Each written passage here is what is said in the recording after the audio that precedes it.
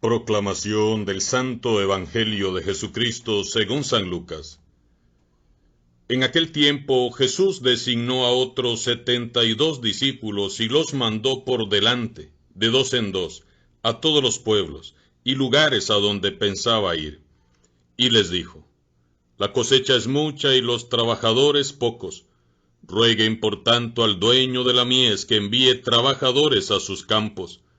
Pónganse en camino. Yo los envío como corderos en medio de lobos. No lleven ni dinero, ni morral, ni sandalias, y no se detengan a saludar a nadie por el camino. Cuando entren en una casa, digan: que la paz reine en esta casa. Y si allí hay gente amante de la paz, el deseo de paz de ustedes se cumplirá. Si no, no se cumplirá. Quédense en esa casa. Coman y beban de lo que tengan, porque el trabajador tiene derecho a su salario. No anden de casa en casa. En cualquier ciudad donde entren y los reciban, coman lo que les den. Curen a los enfermos que haya y díganles: ya se acerca a ustedes el reino de Dios. Pero si entran en una ciudad y no los reciben, salgan por las calles y digan: hasta el polvo de esta ciudad que se nos ha pegado a los pies, nos lo sacudimos, en señal de protesta contra ustedes. De todos modos, sepan que el reino de Dios está cerca. Yo les digo que en el día del juicio, Sodoma será tratada con menos rigor que esa ciudad. Los 72 discípulos regresaron llenos de alegría y le dijeron a Jesús: Señor, hasta los demonios se nos someten en tu nombre. Él les contestó: vi a Satanás caer del cielo como el rayo. A ustedes les he dado poder para aplastar serpientes y escorpiones y para vencer toda la fuerza del enemigo, y nada les podrá hacer daño. Pero no se alegren de que los demonios se les someten. Alégrense más bien de que sus nombres están escritos en el cielo. Palabra del Señor.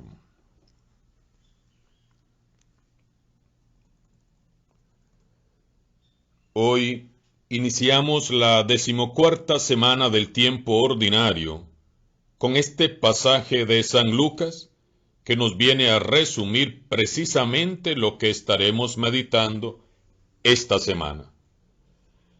Jesús comenzó la obra de Dios anunciando el reino de Dios. Pero su obra, hermanos y hermanas, aún no está terminada. Jesús quiere que nosotros, sus discípulos, completemos la obra que Él comenzó. Por eso, Él nos ha confiado su misión. Todo bautizado ha recibido la misma misión que Jesús confió a sus discípulos. Pero es sólo hasta que el bautizado escucha con el corazón abierto el Evangelio que comienza a comprender de qué se trata esta misión. Por eso, siempre debemos de escuchar atentamente el Evangelio de Jesús, para entender cuál es nuestra misión y vocación en la Iglesia. San Lucas nos dice cómo deben de ser los discípulos de Jesús, cómo deben de comportarse y cómo deben de vivir. Vamos a meditar el texto, meditando en 5 puntos esenciales.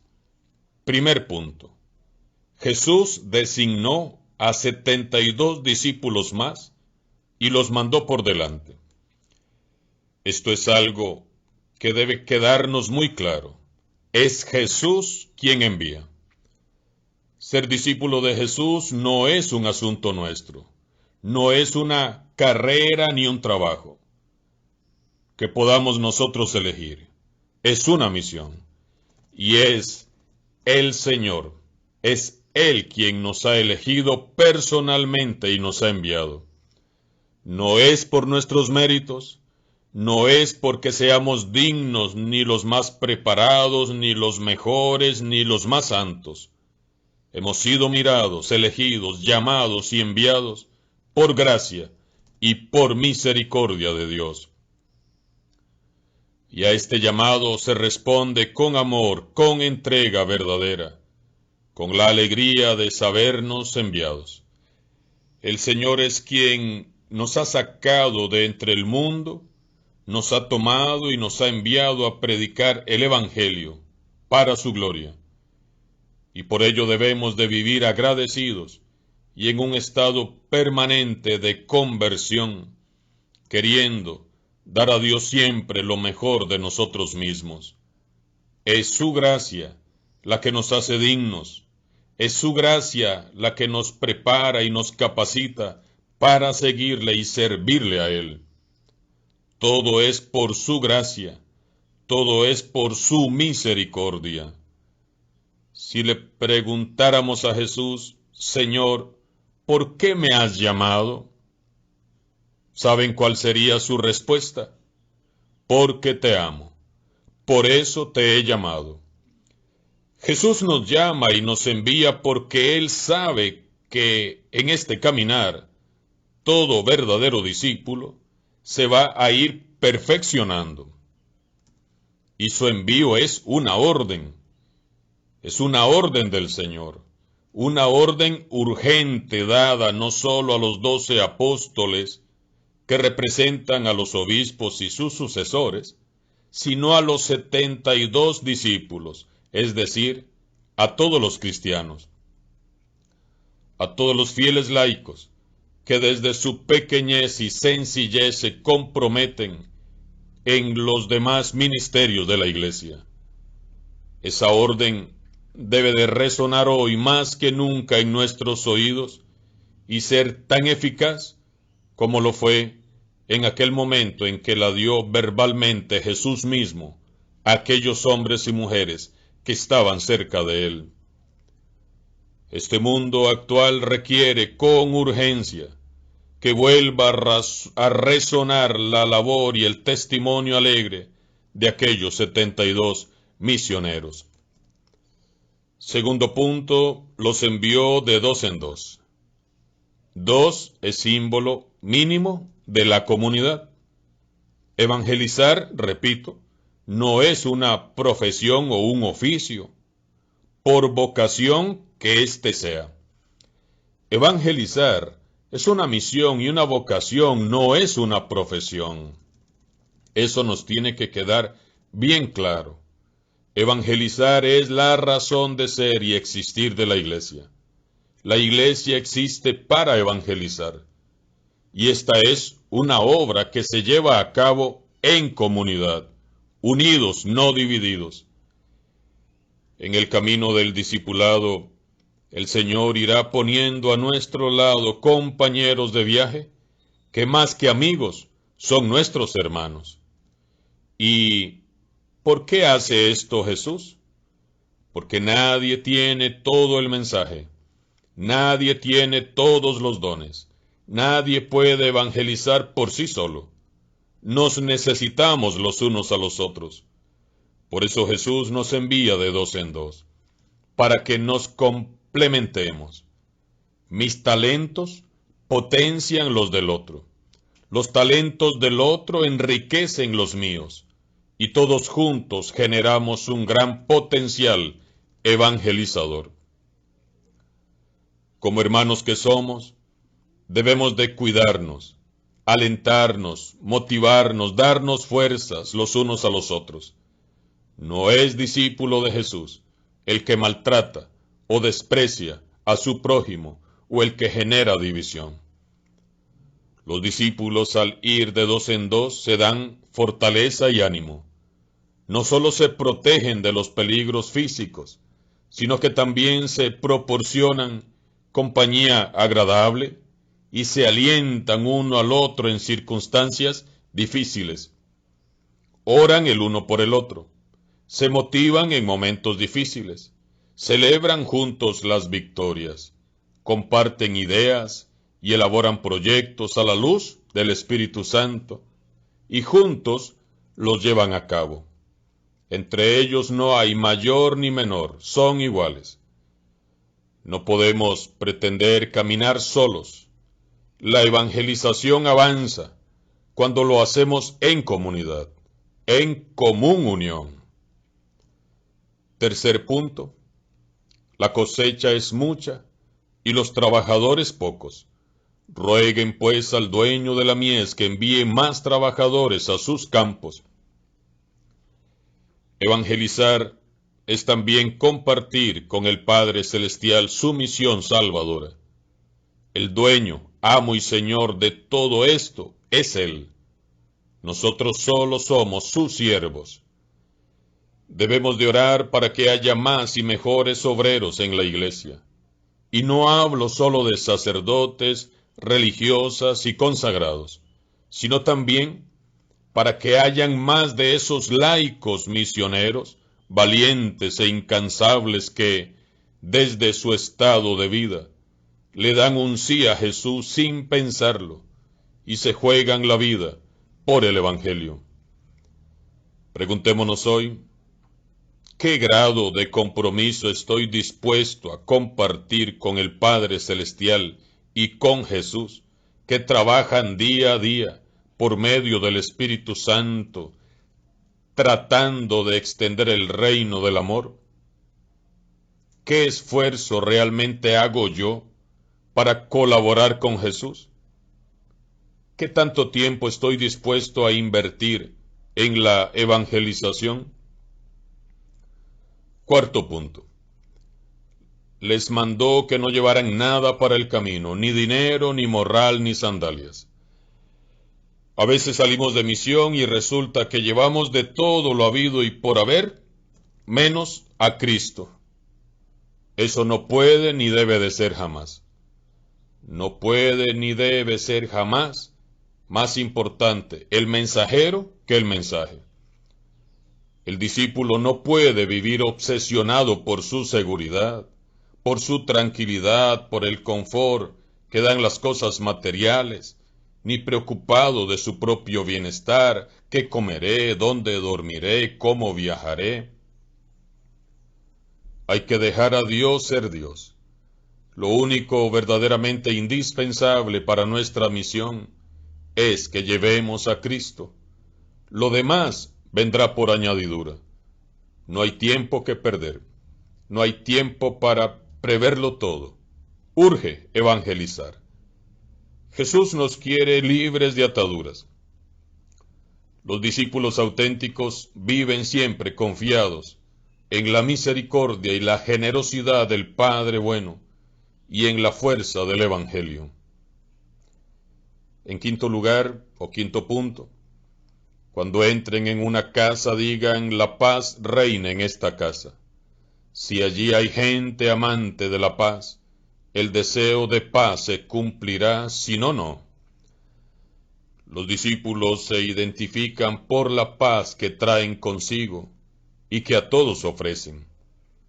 No anden de casa en casa, coman lo que les den, curen a los enfermos. Si entran en una ciudad y no los reciben, sacúdanse el polvo de los pies. En el camino misionero siempre hallaremos adversarios, siempre. Es que este es el camino de Jesús, y si Él encontró adversarios, de seguro también nosotros los encontraremos. El mensaje de Jesús aún es rechazado. Jesús mismo aún es rechazado. Puede ser que a nosotros el Evangelio nos parezca lo más importante y hasta quisiéramos subirnos a las azoteas para proclamarlo al mundo entero. Pero no sucede lo mismo con todos.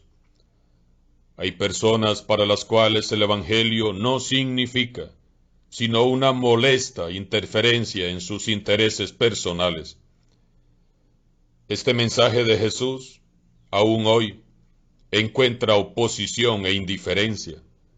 Como le sucedió a Jesús, nos sucederá a nosotros también. Siempre encontraremos obstáculos y opositores. Sacudirse el polvo de los pies ¿Qué significa? Significa que debemos de continuar adelante, sin arrastrar la amargura del desprecio padecido. Es dejar atrás y para siempre todo lo que hemos recibido y no proviene de Dios. Es avanzar, dejando en las manos de Dios el juicio de quienes desprecian su mensaje, puesto que a nosotros no nos corresponde juzgar ni condenar. Termina San Lucas el pasaje de hoy, hablándonos del regreso de los 72 discípulos que habían salido de misión. Dice el texto: regresaron llenos de alegría y dijeron a Jesús: hasta los demonios se nos someten en tu nombre. Los discípulos vuelven de la misión felices, conscientes de haber hecho bien aquello para lo cual fueron enviados, y haber liberado a los hombres del mal, moral y físico, por la invocación del santo nombre de Jesús. La buena noticia, el Evangelio de Jesús, es un recurso poderosísimo en contra de cualquier forma de opresión, represión y dominio del mal que manipule al ser humano. Dice el Papa Francisco: el Evangelio no oprime, sino que libera a los esclavos de los espíritus malvados de este mundo. El Evangelio cambia el corazón, cambia la vida, transforma las inclinaciones al mal en propósitos de bien. El Evangelio es capaz de cambiar a las personas. Los discípulos regresaron llenos de alegría por la victoria obtenida sobre las fuerzas del mal. El reino del mal comenzaba ya a ser derrotado. El dominio de Satanás sobre la humanidad comenzaba a tocar su fin. Jesús se une a su alegría, impulsado, lleno del Espíritu Santo, porque el reino de Dios empieza a manifestarse en medio de la humanidad. Por eso Jesús les dice: vi a Satanás caer del cielo como el rayo. Jesús sabía de antemano que, donde quiera que fuera anunciado y recibido su evangelio, allí caería derrotado el reino de Satanás. Por eso la urgencia y el llamado a predicar las buenas noticias de Jesús, para vencer al mal. Los 72 se fueron y regresaron muy felices. ¿Y nosotros qué haremos? Allá afuera hay un mundo herido por el pecado, confundido, abrumado por tanta ideología nefasta, diabólica, que nos acecha, y sin embargo, en medio de tanto ruido, escuchamos la voz de Jesús llamándonos y enviándonos a evangelizar. El llamado de Jesús es personal. Tu respuesta también lo es. Demos gracias al Señor porque nos ha mirado, nos ha llamado, nos ha elegido y hoy nuevamente nos envía. Oremos en este domingo para que Él nos conceda un corazón misionero, libre de ataduras y plenamente identificado con los más necesitados, para llevar a cabo la misión salvadora que nos ha sido encomendada para gloria y honor de Cristo Jesús. Y que al final de nuestras vidas escuchemos a Jesús diciéndonos: alégrense, porque sus nombres están escritos en el cielo. Alabado sea Jesucristo, sea por siempre bendito y alabado.